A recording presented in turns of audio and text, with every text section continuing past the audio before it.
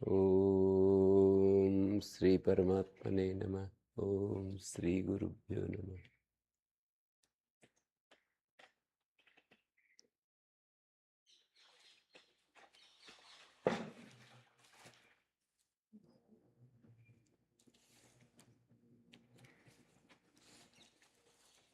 यावद अवधारण एक सूत्र है, यथा सादृश्य के बाद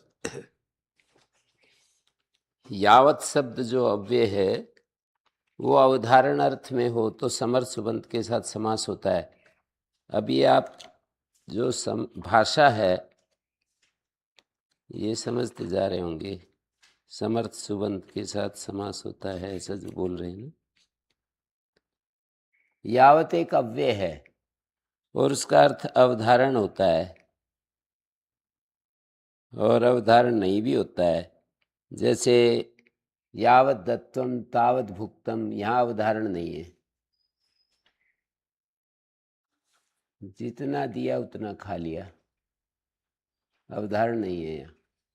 लेकिन यावदमत्रम ब्राह्मणा नामंत्रयस्व, यहाँ अवधारण है, जितने पात्र हैं अपने पास उतने ब्राह्मणों को निमंत्रण दे दो। यावंती पात्राणि तावतो ब्राह्मणान, 5 हैं या 6 हैं, 7 हैं, 8 हैं, 10 हैं, 20 हैं, तावतो ब्राह्मणान आमंत्रेस्व। तो यहाँ पर यावत शब्द अवधारण अर्थ में है। यावद अमत्रम, अमत्र कहते हैं पात्र को, है?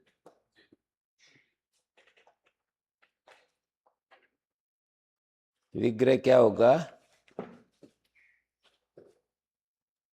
यावत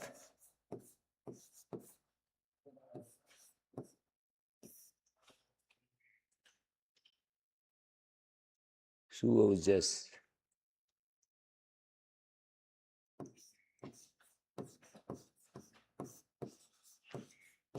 अमत्र जस, इस पूरे का नाम समास हो गया। और समास का क्या लाभ है सौरभ जी? समास होने से क्या और लाभ मिलेगा? संक्षिप्त में बताने के लिए हैं? नहीं नहीं, क्या लाभ मिलेगा भाई सुमित? समास होने से क्या लाभ मिला? क्या लाभ मिला राहुल? हाँ, समास होने से लाभ ये मिला कि इसका नाम प्रातिपदिक हो गया। ठीक है, जो समास होता है उसका नाम प्रातिपदिक, और प्रातिपदिक होने से सुपो धातु प्रातिपदिक से इसका लुक हो गया, सुपो धातु प्रातिपदिक। प्रातिपदिक है ये, यहाँ से यहाँ तक, यहाँ से यहाँ तक प्रातिपदिक है, इसके अवयव सुप का लुक हो जाता है। जब हम राम रामव कहते हैं ना तो प्रातिपदिक इतना ही है, यहाँ तक प्रातिपदिक नहीं है। लेकिन जब राम सु, श्याम सु, अब यहां से यहां तक प्रातिपदिक हो गया।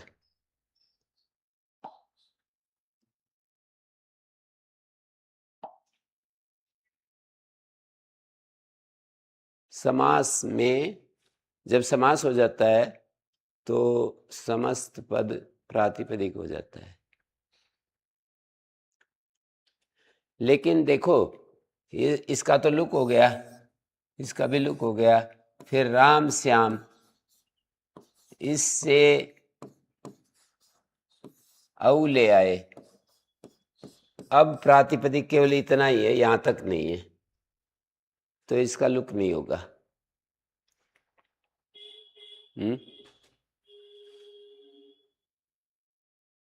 ठीक पकड़ में आ रही है बात? आ रही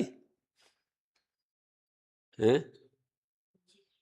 प्रातिपदिक के अवयव सुप का लुक होता है। जैसे अब यावद अमत्र है तय को जलाम से सुनते दय हो जाएगा। इसकी यावत की पद संज्ञा किससे करोगे? सुप तिङंतम, सुबंत और तिङंत को पद कहते हैं, लेकिन सुप तो चला गया, जस तो चला गया, फिर भी ये पद। हाँ, उच्चारण तो इनका ठीक हो गया वहां जाने से। अष्टाध्यायी सूत्रों का उच्चारण अच्छा करता है। पर इतनी बड़ी संपत्ति आपके हाथ में है, इसको गंवाओ मत। इसको पूरा पाठ करते रहो बार बार, बहुत ध्यान मन लगा करके ना, जब भी समय मिले बहुत ही अच्छा रहेगा। तो मैं ये कह रहा था, यावद बन गया, यावद, और अमत्र को दय में मिला देंगे, दय हलंत होता है ना, यावद अमत्र, इसका नाम अव्ययी भाव है। एक संज्ञा समास है और एक अव्ययी भाव, दो संज्ञाएं होगी। अव्ययी भाव एक अलग संज्ञा है, समास एक अलग संज्ञा है। समास संज्ञा होने से कृत तद्धित समासाश्च सूत्र लगा, और अव्ययी भाव संज्ञा होने से यहाँ पर इससे आगे जब सु आया तो अव्यदाप सुपा ने तो कहा अव्यय से उत्तर सुप का लुक होता है, लेकिन अव्ययी भावाद तो पंचम्या ने कहा कि अकारांत अव्ययी भाव से उत्तर सुप का लुक नहीं होता, उसको अम आदेश हो जाता है। पंचमी को दोनों काम नहीं होते, पंचमी में ना तो लुक होता है ना अम होता है। नाव्ययी भावात अतः, अतः मानी अकारांत अव्ययी भाव, अतः का अर्थ अकारांत कैसे हुआ? एन विधिस तदंतस्य, अतः जो है तदंत विधि हो जाएगी। अकारांत अव्ययी भाव से उत्तर सुपलुक नहीं होता, अम हो जाता है। तो यावद अमत्र,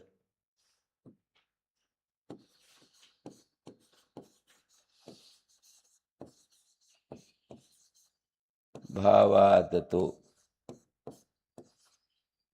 2 4 83,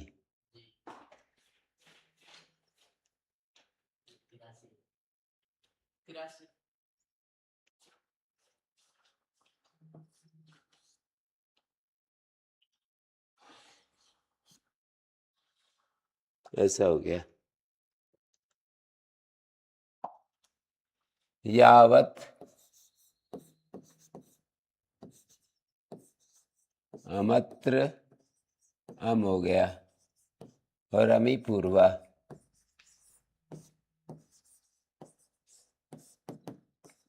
छः एक 103, यावद अमत्रम बन गए। ऐसे सिद्धि होगी इसकी। यावद अवधारणे, क्या अर्थ हुआ? आजाद जी बोलो, यावद अवधारणे सूत्र का। यावत अवधारण अर्थ में, अवधारण अर्थ में यावत सुबंत, अवधारणे अर्थ में वर्तमान यावत अव्यय का समर्थ सुबंत के साथ, अवधारण अर्थ में यावद अव्यय का समर्थ सुबंत के साथ समास होता। अवधारण अर्थ में वर्तमान जो यावद अव्यय, उसका समर्थ सुबंत के साथ समास होता। ऐसे ही सुप्रतिना मात्रार्थ है। यहाँ पर प्रथमा निर्दिष्टम समास उपसर्जन सूत्र भी सब जगह लग रहा है। यावत जो है प्रथमा व्यक्ति का है, और आगे सुपा की अनुवृत्ति आ रही है, तो यावत की उपसर्जन संज्ञा हो जाएगी। सुप्रतिना मात्रार्थ में प्रथमा निर्दिष्ट क्या है? सुप है। तो मात्रा अर्थ में जो सुबंत है, मात्रा का अर्थ है अल्प, थोड़ा, स्वल्प। मात्रा अर्थ में वर्तमान जो सुबंत, उसका प्रति अव्यय के साथ समास होता है। मात्रार्थे वर्तमानम यत् सुबंतम प्रतिना सह समस्यते अव्ययभावस्य समासो भवति।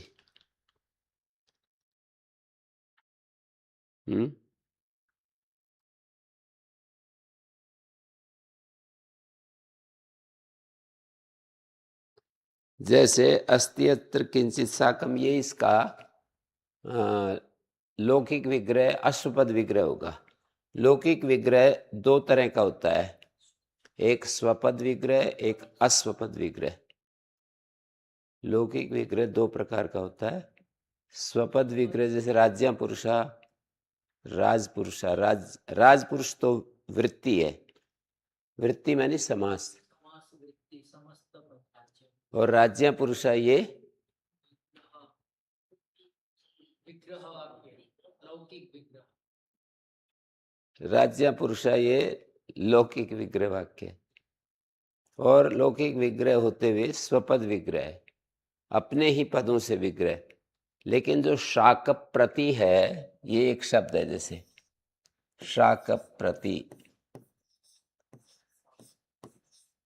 इसका विग्रह होगा अस्ति अत्र किंचित साकम।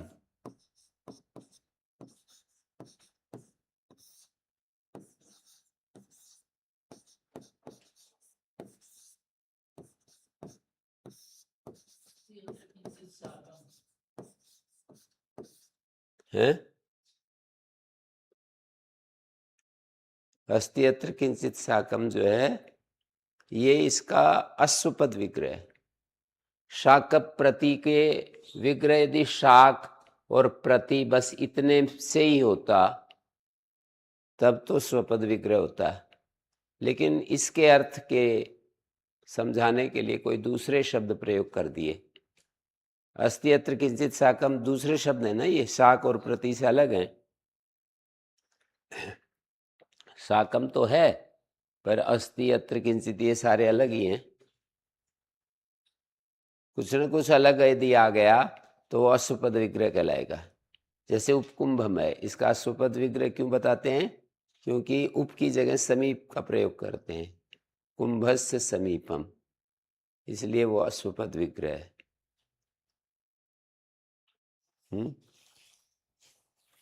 ठीक है। कष्टम श्रित है तो स्वपद विग्रह है। अब देखिए यहां पर शाक, शाक, सु, प्रति सु, यहां पर इसका नाम समास हो गया, और समास के साथ अव्ययीभाव भी नाम हो गया। आप ये दो संज्ञाएं हैं अलग अलग, ऐसा समझ लेना, और दोनों संज्ञाओं का अलग अलग प्रयोजन लाभ मिलता है। जैसे शाक सु प्रति सु में सु का सुपो धातु प्रातिपदिकों से लुक हो गया। यहाँ पर शाक का प्रयोग कैसे हुआ? अव्ययीभाव समास में मैंने आपको कभी बताया था कि प्राय पूर्व पद अव्यय होता है, पर ये वाला अव्ययीभाव समास ऐसा आ गया जिसमें पूर्व पद अव्यय नहीं है, इसलिए मैंने प्राय शब्द बोला था, ज्यादातर ऐसा होता है। तो यहाँ पर शाक का पूर्व प्रयोग कैसे हुआ? सुप जो है प्रथमा निर्दिष्ट है, यहाँ मात्रार्थे सुप, और प्रतिना तृतीया निर्दिष्ट है, तो प्रति की उपसर्जन संज्ञा नहीं होगी। क्योंकि बोलो क्यों? समास प्रकरण में जो तृतीया निर्दिष्ट है उसकी उपसर्जन संज्ञा नहीं होगी। समास प्रकरण में दो तरह की विभक्तियां हैं, एक प्रथमांत और एक तृतीयांत। सुप प्रतिना, सप्तम्यंत होगा वो तो उसके साथ जुड़ जाएगा प्रथमांत के साथ। जैसे यावद उदाहरणे यथा सादृश्य अव्यय विभक्ति समीप समृद्धि, सप्तम्यंत किसके साथ जुड़ रहा है? प्रथमांत के साथ। विभक्ति समीप समृद्धि वृद्धि अर्थों में जो अव्यय, असादृश्य सादृश्य वर्जिते अर्थे यथा अव्ययम, सादृश्य वर्जित अर्थ में जो यथा अव्यय है उसका समर्थ सुबंत के साथ समास होता है। सुप्रतिना मात्रार्थ है, मात्रार्थ है सुबंतम, मात्रा अर्थ में जो सुबंत है तो सुप प्रथमा निर्दिष्ट है, उसकी उपसर्जन संज्ञा उपसर्जनम पूर्वम है। ठीक है,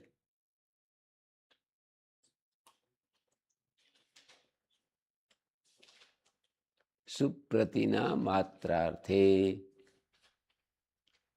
प्रतिना ये तृतीय विभक्ति से निर्दिष्ट है। प्रतिना जैसे कविना, कविना, हरिणा। कविना में ना है और हरिणा में ना है, ये अंतर कैसे हो जाता है पता है? र के कारण हो जाता है। हरि में र है, कवि में र नहीं है। गुरु ना, भानु ना, भानु से तो ना हो जाएगा और गुरु से ना नहीं होगा, भानु ना बनता है ना। नोना सूत्र लगेगा।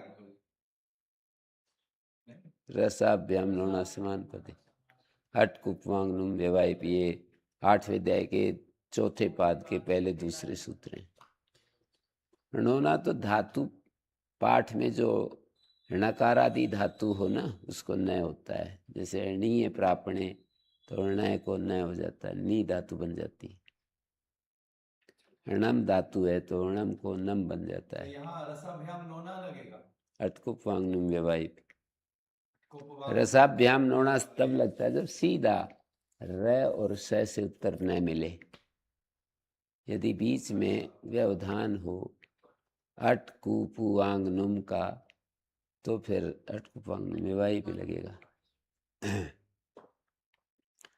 तो प्रति का इसमें तो दोनों ही प्रथमा निर्दिष्ट हैं, पर सूत्र में देखा जाता है ना।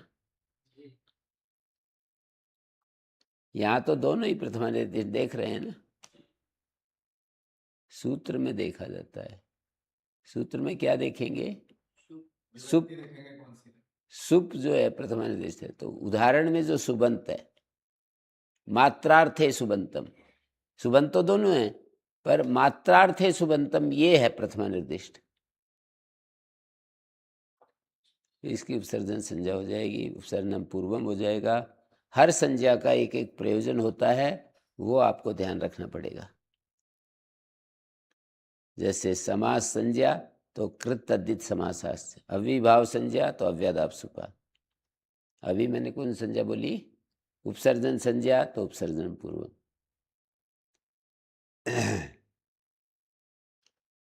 तो शाकप प्रति बन करके और फिर इससे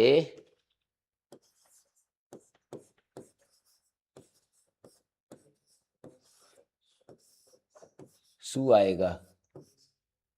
तो इसका ये जो है प्रातिपदिक है, सुप्रातिपदिक नहीं है।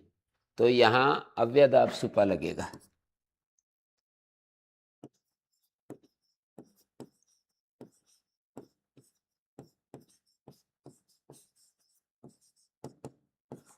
दो 482 है ना। ठीक है, हैं? ठीक है, वैसे ही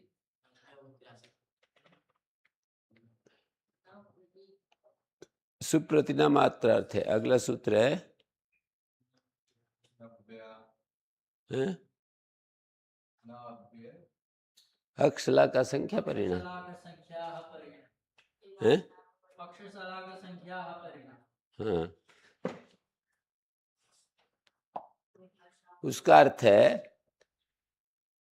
अक्ष शलाका संख्या, संख्या होती है ना 1 2 3 चतु, तो अक्ष शलाका संख्या का परिसुबंत के साथ समास होता है। यहाँ प्रथमा निर्दिष्ट कौन है? हाँ, अक्ष मत बोलना, अक्षला का संख्या, ये जो पद है ना पूरा, ये प्रथमा निर्दिष्ट है। परिणा तृतीया निर्दिष्ट है। तो अक्षला का संख्या की उपसर्जन संज्ञा होगी अक्ष परी, शलाका परी, एक परी, द्विपरी, त्रिपरी, चतुष्परी, ये अक्ष परी,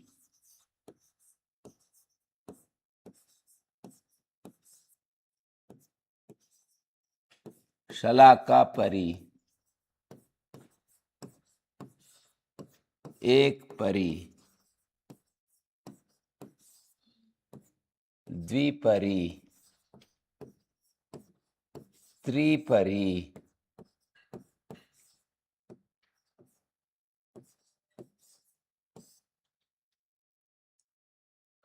तो संख्या है ना एक द्वि त्रि, संख्या तो कुछ भी ले सकते हैं ना, नहीं 3 तक ही। ये समास, ये जुआ खेलते थे ना, तद विषयक सूत्र है।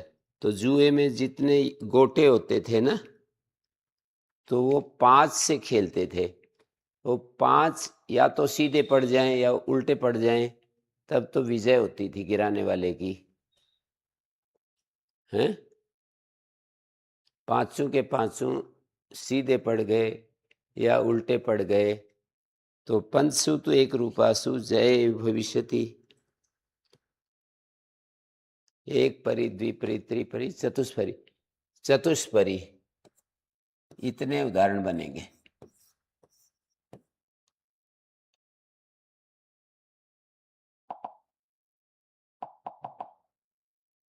चतुष्परी,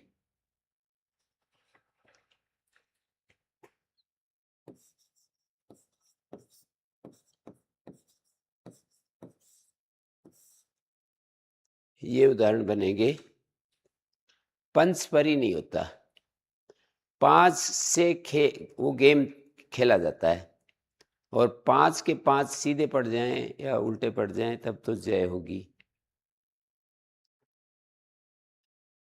तो एक समझौता हो गया कि भाई मेरे सीधे पड़ेंगे तब वो मेरे नंबर कटेंगे, तुम्हारे टेढ़े वो सर वो कौड़ी क्या बोलते हैं, कोड़ी वगैरह कोई चंग यहाँ पर कौड़ी डंठल से से बना लेते हैं।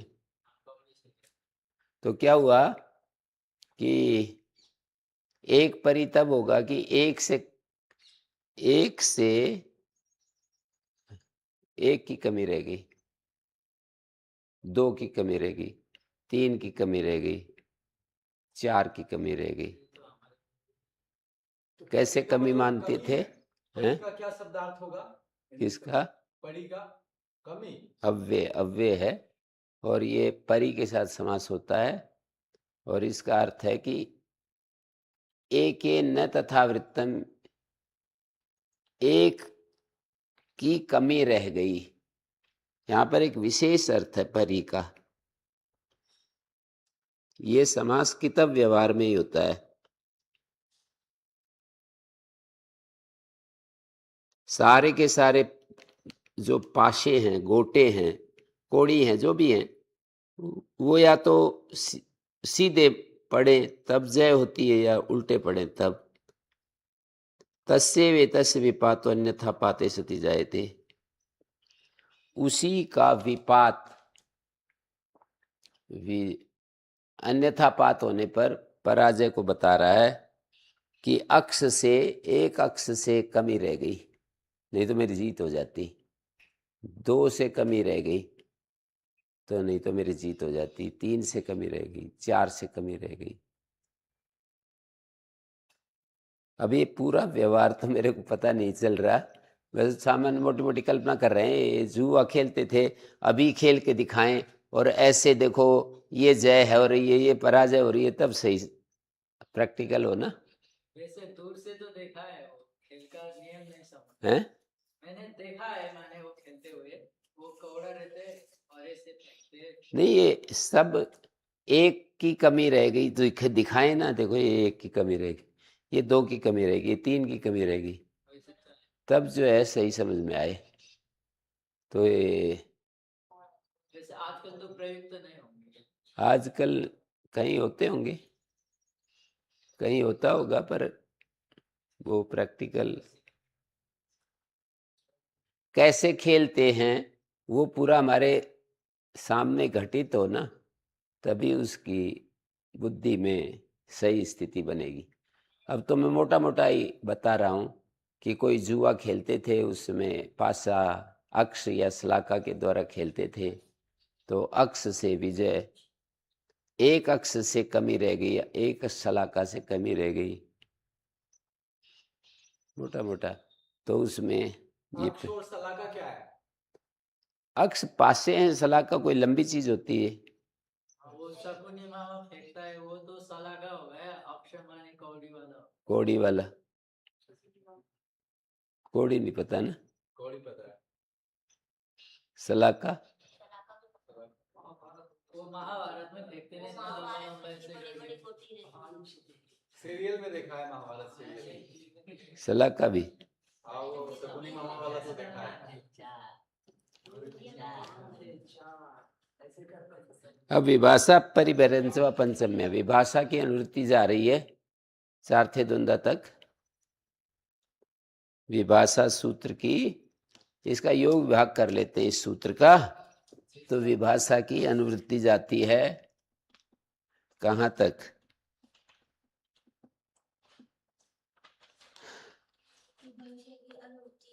कहाँ तक जाएगी? समास, पूरे समास प्रकरण में चार्थे द्वंद्व दूसरे पाद का 29 नंबर सूत्र है, वहां तक विभाषा की अनुवृत्ति जाएगी। अप परि बहिरंच व पंचम्य, ये कहता है अप परि बहि और अंशु प्रत्यांत शब्द पंचम्या तृतीया एक वचन है, पंचम्यंत के साथ विकल्प से समास को प्राप्त होते हैं और अविभाव समास होता है। ठीक है। अब त्रिगर्तम वृष्टो देवा और परित्रिगर्तम वृष्टो देवा, ये समझ नहीं आया फिर से। एक त्रिगर्त देश है, मैं यूं कहूं कि झज्जर देश है, रिवाड़ी देश है, नारनौल देश है, एक देश का नाम है त्रिगर्त। तो उस समय का उदाहरण है अब त्रिगर्तम, त्रिगर्त को छोड़कर बारिश हुई। नारनोल, अप नारनोलम वृष्टो देवा, देव का अर्थ बादल होता है। अप गुरुकुलम वृष्टो देवा, गुरुकुल के एरिया को छोड़कर बारिश हुई। परित्रिगर्तम, उसका भी वही अर्थ। तो अप का समास हो गया त्रिगर्त के साथ, गुरुकुल के साथ, नारनौल के साथ। मढ़ाना के साथ अप का समास करेंगे तो क्या वाक्य बनेगा? शब्द क्या बनेगा? अपमंडाना। नहीं, क्या बनेगा? अपमंडाना नहीं, बताओ, बताइए स्वामी जी, आप बोलो।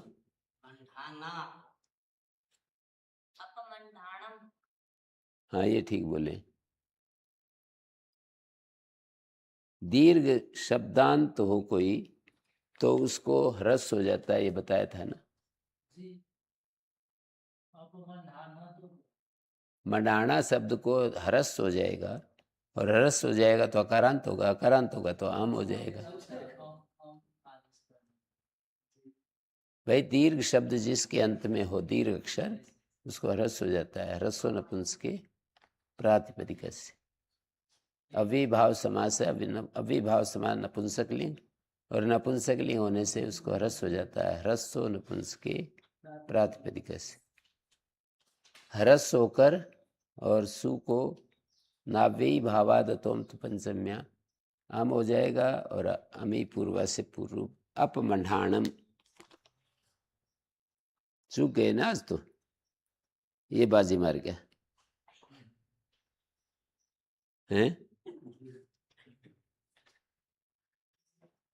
ये जो है मंडाना से ह्रस्व करके और अपमंडाणम ऐसे बोलना था।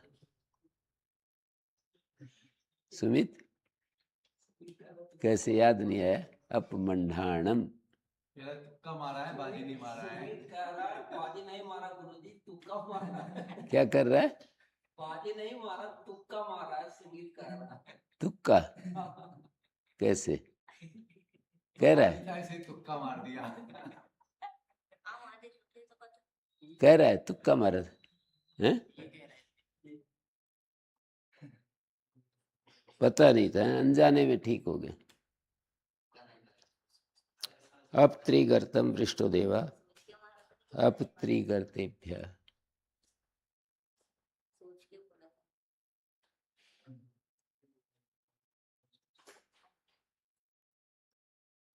समास विकल्प से होता है ना, तो जब समास अब त्रिगर्तम और अब त्रिगर्तेभ्य दो शब्द बनेंगे, परित्रिगर्तम परित्रिगर्तेभ्य, बहिर्ग्रामम बहिर्ग्रामात, प्राग्रामम प्राग्रामात। अंजु प्रत्यांत शब्द है ये, प्राग्रामम प्राग्रामात। एक पहले दे के चौथे पाद में सूत्र है अपरिवर्जने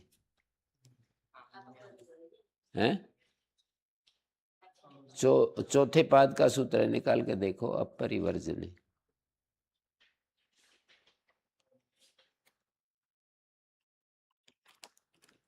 पहले दे का चौथा पाद।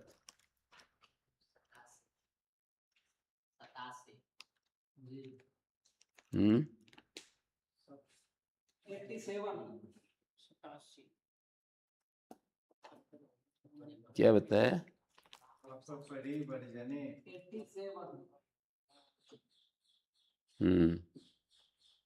तो इसका अर्थ होता है आप और परी की कर्म प्रवचनीय संज्ञा होती है वर्जन अर्थ में। ऊपर से 82 नंबर सूत्र से अनुवृत्ति आ रही है, ध्यान दो जो मैं बोल रहा हूं भाई। अरे ध्यान नहीं दे रहा। कर्म प्रवचनीय जो सूत्र है 82 नंबर, उसकी अनुवृत्ति आ रही है।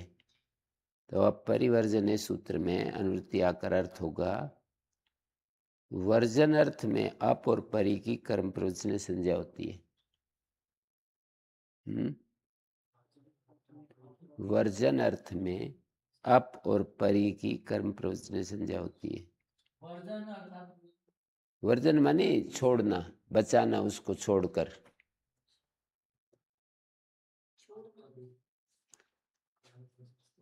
अप और परी दो शब्द वर्जन अर्थ में जब हों तब उनकी कर्म प्रवचनीय संज्ञा हो जाती है। निषेध बोल सकते हैं वर्जन को? हैं? निषेध बोल सकते हैं वर्जन को? क्या बोल सकते? निषेध निषेध निषिद्ध निषेध। आपको व्यवहार से पता नहीं चल रहा है? जैसे निषेध एक अलग प्रकार का होता है। यहां तो मैं ऐसे बोल रहा हूं, कोई काम होता है वो यहां पर नहीं हुआ, इसको छोड़कर, गुरुकुल को छोड़कर सब जगह आग लग गई, आग लगी हुई है। गुरुकुल को छोड़कर सब जगह सारे वायुमंडल में आग लगी हुई है।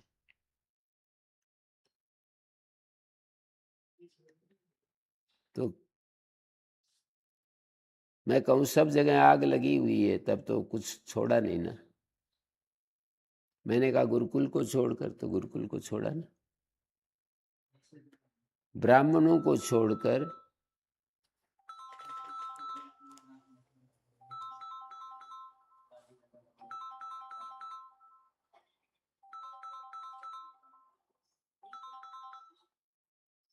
है,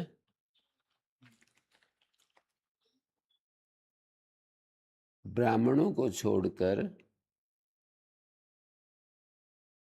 जब हम ऐसा कहते हैं, ब्राह्मणों को छोड़कर सभी लोगों का खान पान बदल गया, तो ब्राह्मणों को छोड़ा। मैं यूं कहूं आजकल सभी लोगों का खान पान बदल गया है, तो किसी को छोड़ा नहीं।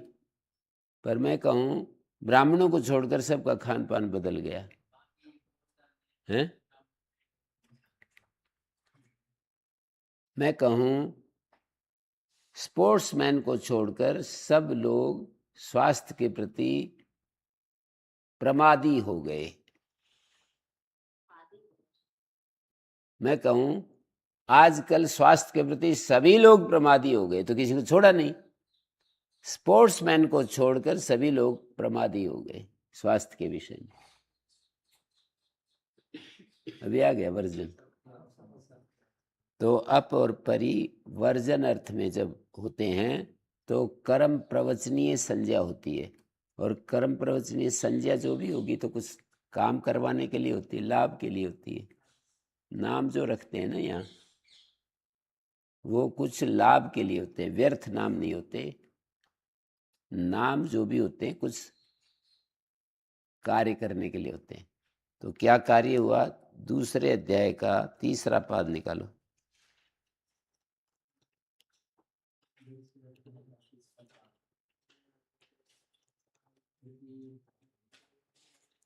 यहाँ पर कर्म प्रवचने युक्ते द्वितीय कहा है ना, कर्म प्रवचने युक्ते द्वितीय ऐसा कहा है ना, है? यस्मादिकम यस्य चेश्वरम तत्र सप्तमी, ये पंचम अपांग परि भी प्रतिनिधि प्रदान चेस्मात। कर्म प्रवचन युक्ते की अनुवृत्ति है। कर्म प्रवचन ने नाम रखा था ना आप परि का, तो फिर कहा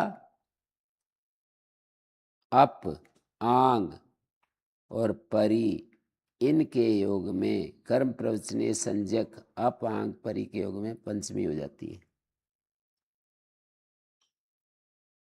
सूत्रार्थ आया? कर्म प्रवचनीय के योग में पहले सूत्र था 8वां, द्वितीय होती है।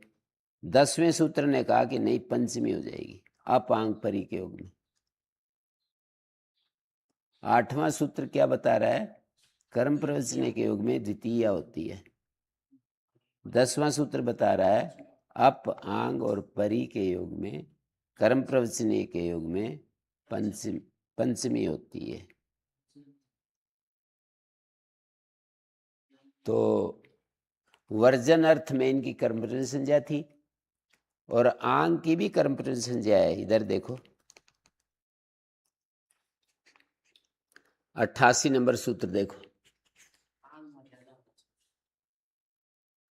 पहले अध्याय का 4थे पाद का 88 नंबर सूत्र देखो। हैं? हाँ, मर्यादा अर्थ में आंग की कर्म प्रवचन संज्ञा होती है ना?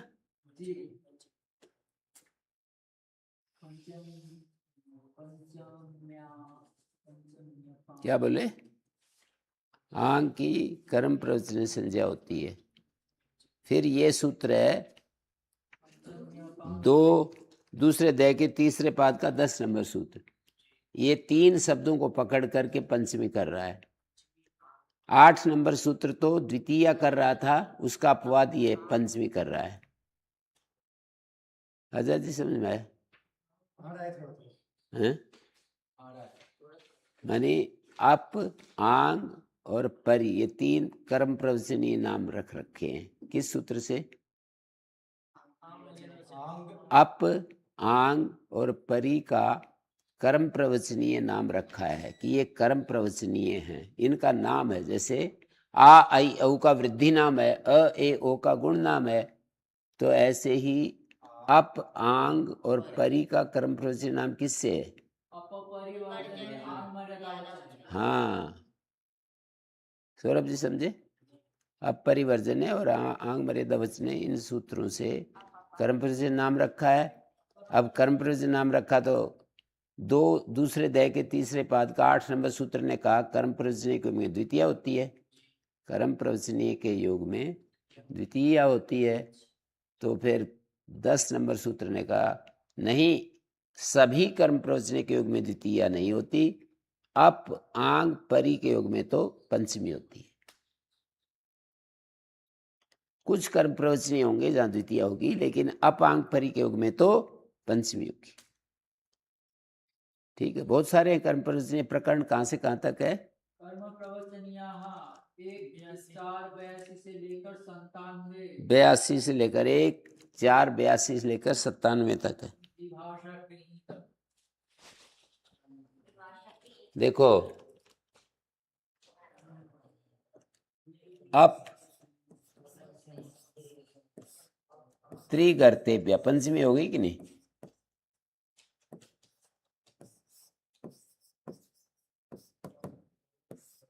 बोलो। अप त्रिगर्तेभ्य पंचमी हो गई ना? इसका अर्थ क्या हुआ? त्रिगर्त को छोड़कर। अब समास करेंगे तो अपसु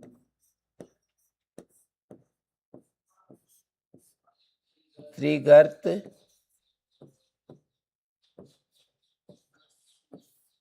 ये भ्यस आ गया।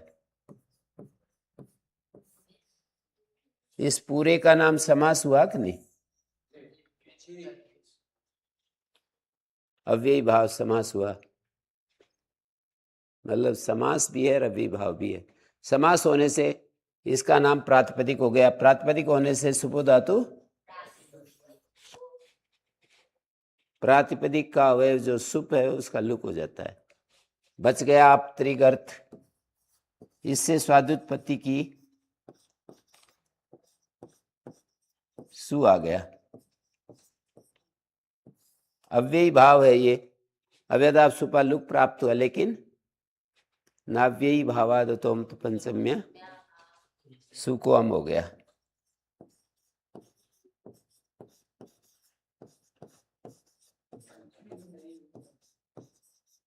और अमी पूर्व अब त्रिगर्तम, अमी पूर्वा से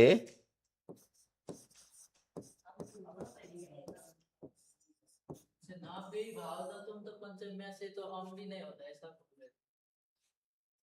बाकी दूसरे कार्य तो गलत समझ गए इसका मतलब।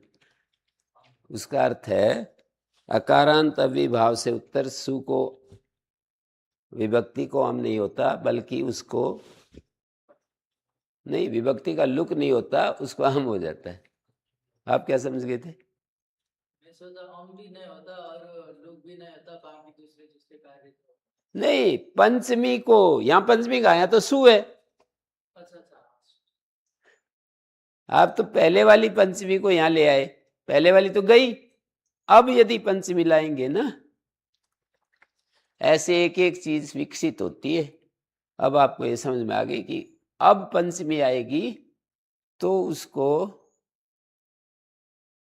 हम भी नहीं होगा और लोग भी नहीं होगा, बाकी दूसरे जो कार्य होंगे। हाँ, अब त्रिगर्तेभ्य रहेगा फिर।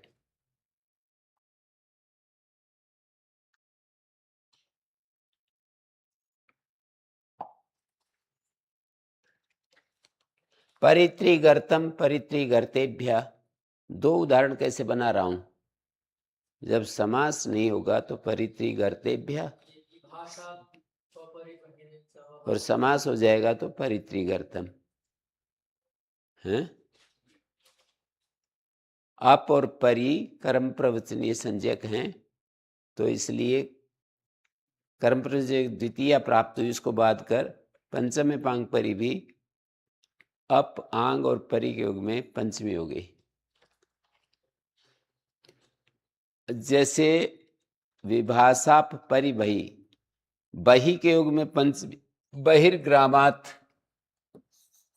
बहिर के योग में पंचमी होगी ग्रामात।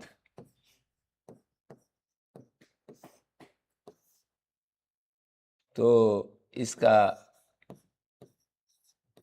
अलौकिक विग्रह होगा बहिर्सु, और ग्राम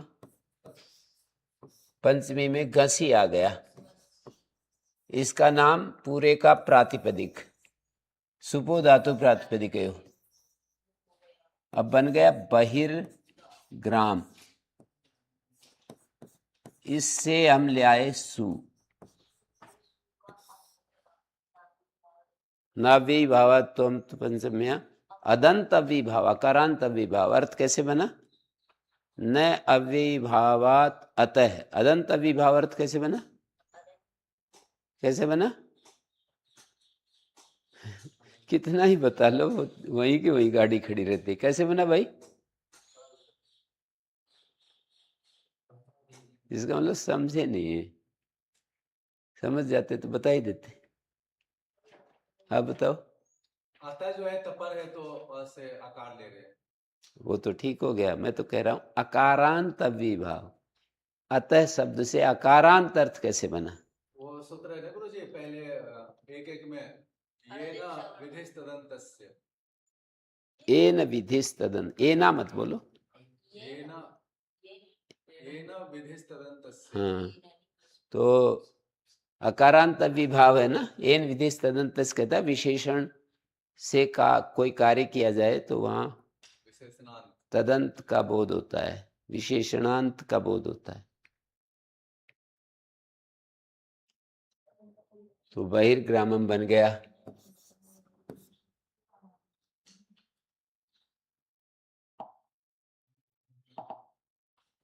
बाहिर क्या हो गया?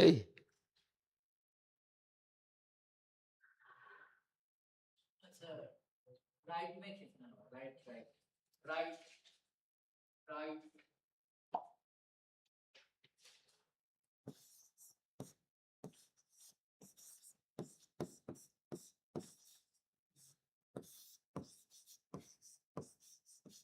बहिर्ग्रामम है, बहिर्ग्रामम और बहिर्ग्रामात।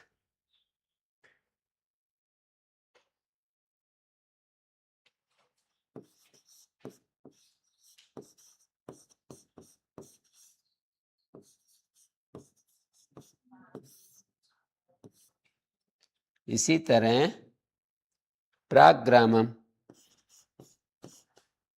प्राग्रामात, गांव से पूर्व देश में, प्राग्रामम बन गया। प्राग ग्रामम बन गया। ऐसे ही यहाँ एक बात समझने की है, प्राक शब्द में, प्राक शब्द के युग में ग्रामात पंचमी जो होती है ना,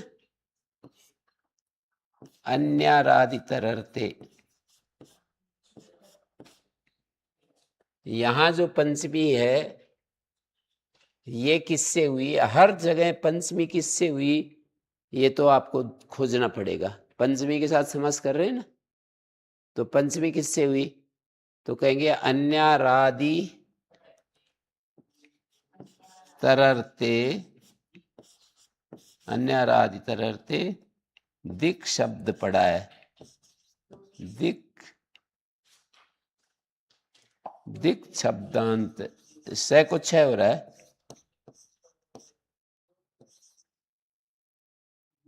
2 3 संख्या 29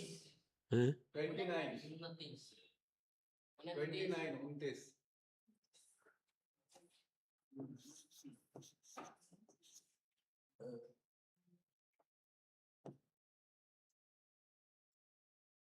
तो इससे पंचमी हो गई। यहाँ बहिर्ग्रामात में पंचमी करने वाला कोई सूत्र नहीं, और पंचमी के साथ समास किया है। इससे आचार्य का अभिप्राय पता लगता है कि वो ग्रामात शब्द के योग में पंचमी चाहते हैं। कैसे कैसे बहिर शब्द का पंचम्यंत के साथ समास किया, पंचमी किसी से होती नहीं, तो इसका अर्थ है कि आचार्य का अभिप्राय यह है कि पंचमी भी ये सूत्र 2 काम करेगा, पंचमी भी करेगा और समास भी करेगा। दूसरी जगह पंचमी करने वाला सूत्र अलग, समास करने वाले सूत्र अलग हैं, पर यहाँ दोनों काम यही करेगा। जैसे प्राग्रामम प्राग्रामात, इस सूत्र से पंचमी। इससे पहले वाला मैं यदि दिखाऊं, जैसे अपत्रिगर्तेभ्यः पंचमी किससे हुई तो अलग हुआ ना सूत्र। अपरिवर्जने, अप परिवर्जने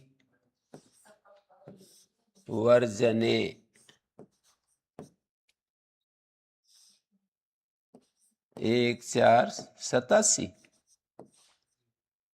और पंचम्य पांग परि भी पंचम्यपां परिधि पंचम्य पांग परि भी ये हो गया 10 जी 2 3 10। तो पंचमी करने वाला सूत्र अलग है ना। यहां पर त्रिगर्तेभ्य में कर्म प्रवृत्ति होकर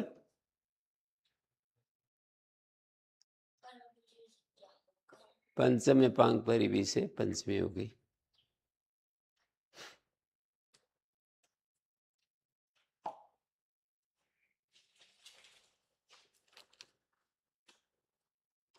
ठीक हो गया, ये स्पष्ट हुआ। विभाषा परिवेरंच व पंचम्य। इस सूत्र को एक बार और समझा दीजिए गुरुजी। किसको? ये अन्य ये कुछ शब्द गिना रखे हैं। अन्य, आरात, इतर, रीते, दिक् शब्द, अंशुत्तर पद, आच, आही, इनके योग में पंचमी हो जाती है। आच और आही प्रत्यय हैं। 5वें अध्याय के 3रे पाद में दक्षिणादाच आही से दूरे। याद आए? 5वें अध्याय के दक्षिणादाच आही से दूरे।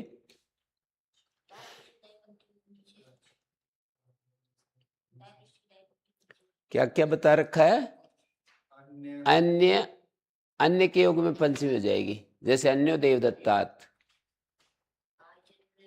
आरात देवदत्तात, इतर, इतरो देवदत्तात, रीते ज्ञानात। दिक् शब्द जैसे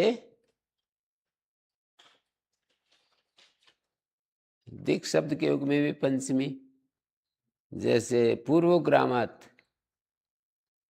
गांव से पूर्व दिशा में। और अंशुत्तर पद जैसे प्राग ग्रामात, ये उदाहरण है ना, अंशुत्तर पद का है ये। प्राग शब्द में जो अंशु है ना, वो उत्तर पद में है। अंशु कैसे देख रहे हैं? प्राग शब्द है ना, जैसे यहां लिखूं, प्र अंशु क्विन, क्विन प्रत्यय होता है यहाँ।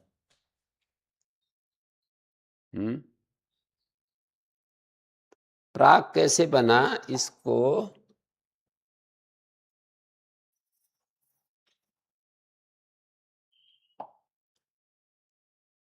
प्र, प्र अंशु, अंशु का अंश,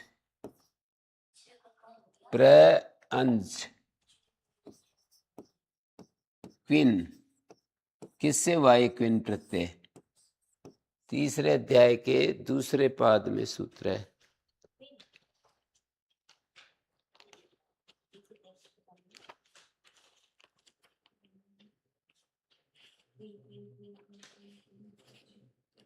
तीसरे अध्याय का 59 नंबर सूत्र है, ऋत्विक दद्रिक।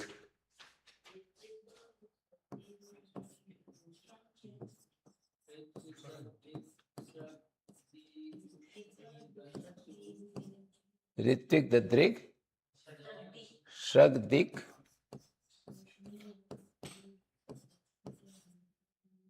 सगदिक, उष्णिक,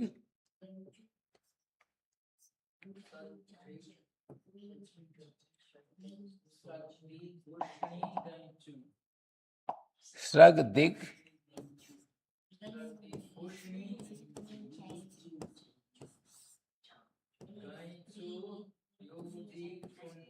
उष्णिक अंशु,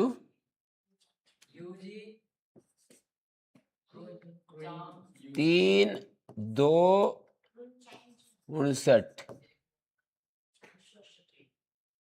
तो अंशु से क्विन हो गया, क्विन के पर रहते न का लोप हो गया, नहीं ताम अलुपदाय की गति।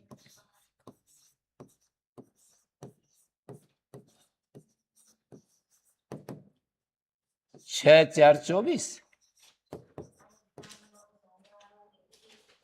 प्र अच क्विन का सर्वापारी लोप हो गया है। क्विन प्रत्यय का एक एक करके क भी चला गया, लशक को तद्दिते न अलंत्यम। लशक को तद्दिते का क्या अर्थ है? लकार शकार और क वर्ग की एक संज्ञा होती है तद्धित को छोड़कर। तद्दित को छोड़कर लकार शकार का वर्ग, प्रत्यय के आदि में लकार शकार का वर्ग की संज्ञा होती है। अब हमें इसका लोप हो गया। अब देखिए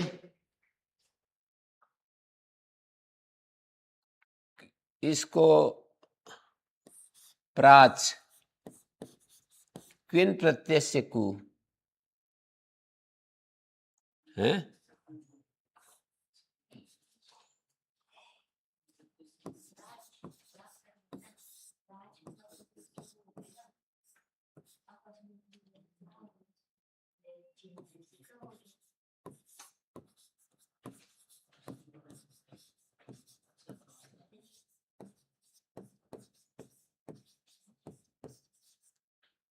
क्विन प्रत्यय से कु क्या हुआ? च को कवर्ग हो गया है ना। क्विन प्रत्यय जिससे किया है उसको कवर्ग हो जाता है। जलाम जसवंते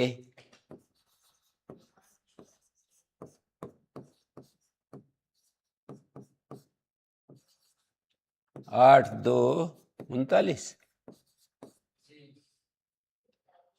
प्राग बन गया ना।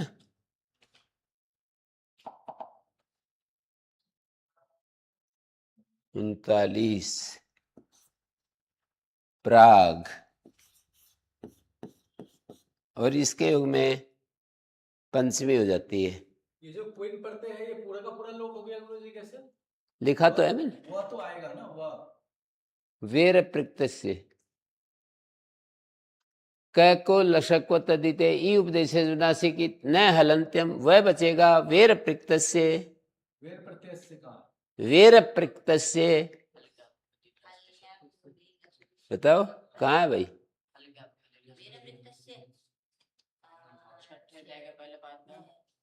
हैं? छठे अध्याय के पहले पाद में लगभग 64 देखो, 64 है 65 है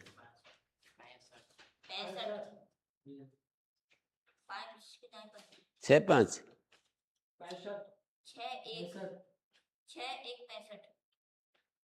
हाँ वही तो मैं कह रहा 6 5 का मतलब 65 मिला जी।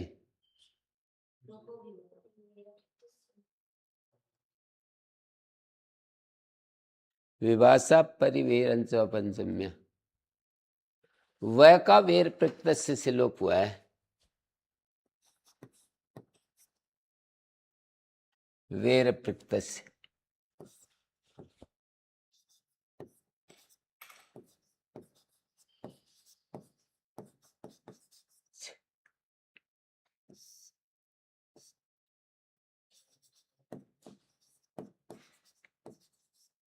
वह का लोप है ये, अप्रिक्त वह का लोप।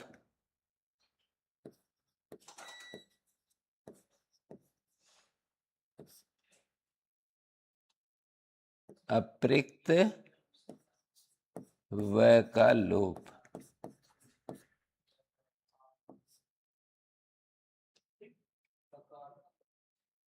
ठीक है जी। ये अनिदिता माला ये थोड़ा सा इसका भी ये तो ये कहता है कि इकार संज्ञक नहीं होना चाहिए धातु का, जैसे वदी धातु है भदी धातु है, इदित धातु नहीं होनी चाहिए, हलंत होनी चाहिए, उपधा के नकार का लोप हो जाता है। कित कित प्रत्यय परे हो। नकार का उससे हाँ, तो वीर प्रत्यय विन प्रत्यय से कु, ये थोड़ा सा गड़बड़ हो रहा है।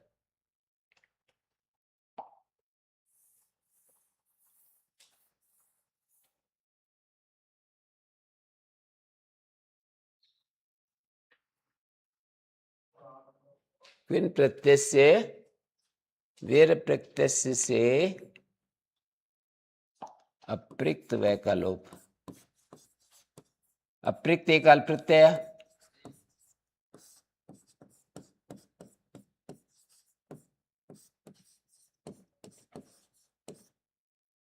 अप्रिक्त क्या होता है? अप्रिक्त एकल प्रत्यय।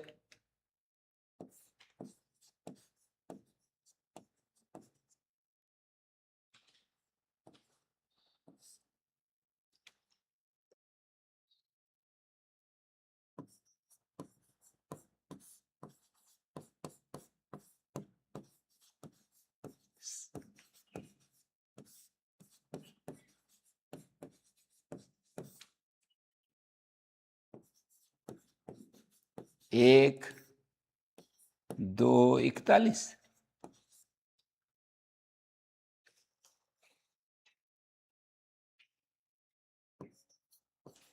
जी